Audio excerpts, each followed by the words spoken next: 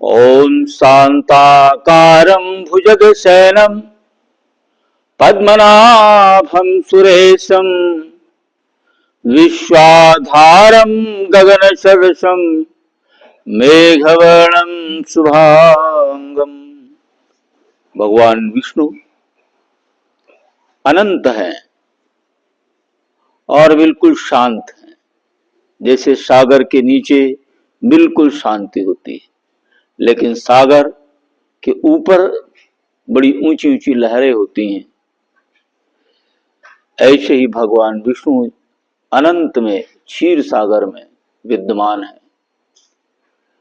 शांत आकार है, बिल्कुल शांत।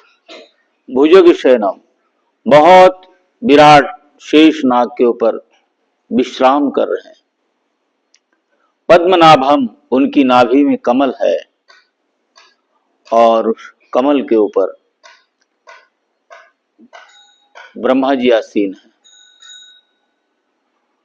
श्रेषम, सारे देवताओं के वो इष्ट हैं, महेश हैं।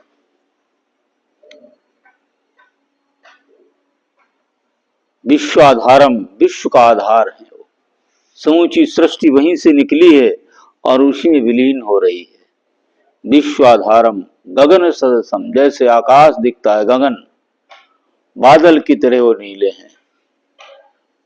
नीले का मतलब शरीर ही नहीं है, वो अनंत है।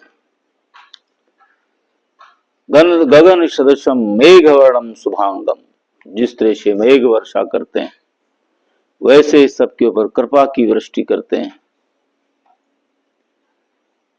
लक्ष्मी कांतम कमल नयनम, लक्ष्मी माता के अत्यंत प्रिय हैं। उनके सानिध्य में महामाया महालक्ष्मी विराजमान रहती हैं। उनकी सेवा में ये समूची सृष्टि की माया उनकी सेवा करती, पूजन करती है, नमन करती है।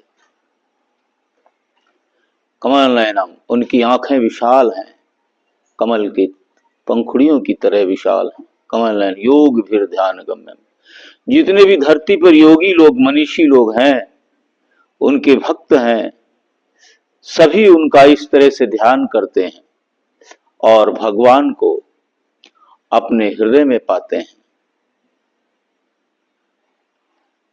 इसलिए वो भगवान ये संसार सागर में उन्हीं का फैलाया है।